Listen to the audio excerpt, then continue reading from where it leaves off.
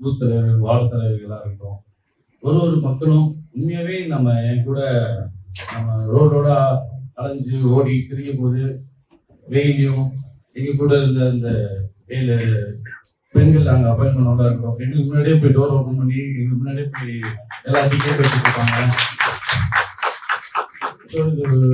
ஒரு தனி நபரோ ஒரு நாள வந்த ஒரு விஷயம் இல்லை. இது எல்லாருமே அவங்க கடமையை நம்ம கரெக்டா செஞ்சதுனால ஒரு மாபெரும் வெற்றி. அதுவும் புதுச்சேரியிலேயே இவ்வளவு ஒரு ஹையஸ்ட் ஓட்டு வந்து உண்மையானதான். அதுவும் 10,250 ஓட்டுக்கு மேல நம்ம ஆயிட்டோம். முதலமைச்சர் வந்து 4 ஓட்டு வித்தியாசத்தெல்லாம் ஜெயிக்கிறாரு. ஹோம் மினிஸ்டர் கமிஷன் வந்து 6 ஓட்டு ஜெயிக்கிறாங்க. இவ்வளவு பழமையான ஆட்கள் இருந்தும் அதுலயும் நீங்க வந்து எனக்கு இவ்வளவு ஒரு மாபெரும் வெற்றி. அது வெளியூர்ல இருந்து வந்திருக்காங்க, இவங்க இதை பண்ணுவாங்களா அதை பண்ணுவாங்களா, இதனால முடியுமா, அவ்வளவு விமர்சனம் வந்தும் எல்லாருமே, அதுவும் இந்த தொகுதி மக்கள் நம்ம மேல வச்சிருக்க நம்பிக்கையை வந்து நம்ம என்னைக்குமே வீண் போயிடக்கூடாது. அதனாலதான் என்னோட செயல்களை நான் ஒரு கொஞ்சம் ஆரம்பத்துல கொஞ்ச காலம் மட்டும் மினிஸ்ட்ரிக்காக கொஞ்சம் தாமதமாச்சு, டெல்லி போக வேண்டிய சூழ்நிலை இருந்துச்சு. அப்புறம் முடிவு பண்ணிட்டேன், நம்ம மினிஸ்ட்ரிக்காகவோ பதவிக்காகவோ இங்க வரல, நம்ம மக்களுக்கு சேவை செய்யறதுக்காக வந்திருக்கோம்.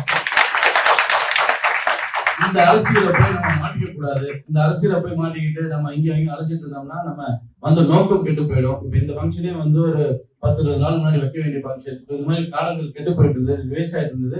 ஸோ முடிவெடுத்து நாங்கள் என்ன பண்ணோம், நம்ம அதை விட்டாலே சொல்லிட்டேன். இதனால வந்து ஏன்னா இது வந்து அப்படியே 3 மாசம் ஆகும், ஒரு 6 மாசம் ஆகும். இதனால கேட்டா அப்புறம் என்னாலதான் இதே டச்சுன்னு சொல்லுவாங்க. அதனாலதான் நான் எல்லாம் சொல்லிட்டேன், நீங்களே வச்சுட்டு சீக்கிரம் ஆளை போடுங்க. ஆளை போட்டு அது வேலையை பார்த்து கண்டிப்பா கொடுக்கணும். அதே மாதிரி இப்ப நான் இது வந்து கூட்டணி பேசும்போது எல்லாம் சொல்லிதான் பண்ணாங்க. அதை நான் விட்டு கொடுக்கும்போது கண்டிப்பா ஜான்குமார்களுக்கு அது அவங்க கொடுத்து தீரணும். அது ஏதாவது தடைகள் இருந்தால் நம்ம கண்டிப்பா ரோடு வரைக்கும் போய் அது போராட்டமும் செய்யறதுக்கு புரிஞ்சிருக்கோம், ரெடியா இருக்கோம். அப்படி ஏதாவது பண்ண முடியாம இருந்தா கண்டிப்பா நம்ம அந்த நேரத்துல அதை உரிய நடவடிக்கை எடுப்போம்.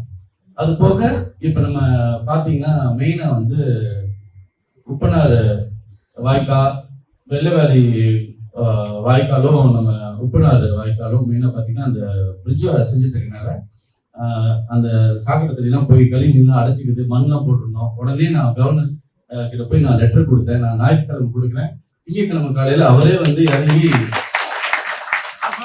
கையோட வான் பண்ணி விட்டுருக்காரு. அந்த அளவுக்கு வந்து வேலை முடியாம அடுத்த வாட்டி பிரச்சனை வந்துச்சுன்னா நானே இறங்கி அடுத்த வாரம் பார்ப்பேன், அடுத்த வாரம் நானே இறங்கி சுத்தப்படுத்த ஆரம்பிப்பேன்.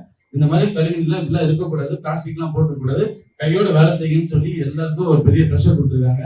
அதுல ஜான்குமார்களும் லட்சம் போய் கையோட அதை அப்படியே நமக்கு ஒரு ஹாஸ்பிட்டல் இருந்திருக்காரு, அவர் அப்படியே கொண்டு போய் காமராஜ் உள்ள வந்துருக்கீங்க, இங்கேதான் மெயினா நாங்க சொல்ல வந்தோம்னு சொல்லி அங்கேயும் கொண்டு போய் காமிச்சிருக்காங்க.